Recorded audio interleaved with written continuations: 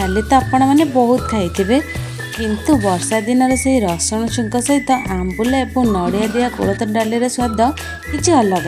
कोलथ डाली बनवाई प्रथम कोलथ डाली को धोई पानी गरम होगा डाली को देदबा। डाली फुटिबा परे आवश्यकता अनुसार हलदी एवं लुण को देदबा। डाली को सिझिबा पर्यंत फुटाई डंकी साहाय्य एभली भाव घोटिबा।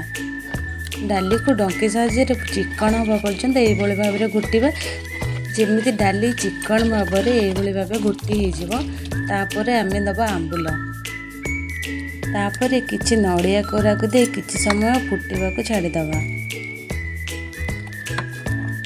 किछि समय फुटिया पर अन्य एक जगह आनी से आम सिझे रखा डाली को बाहर करनबा। एथर आम प्रस्तुत करवा छुंक। छुंक दवाई आम कड़े सोरिष तेल गरम कर दबा सुखिला लंका पंच फुटण एवं रसुण को दे भल भाव छुंकटे प्रस्तुत करवा। रसुण भल भाव पाचिगला आम से सिझे रखा डाली को देदबा।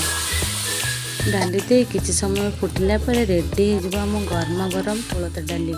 आपण मानक मो वीडियोटी जब भल लगी तेब लाइक शेयर सब्सक्राइब निश्चय करेंगे।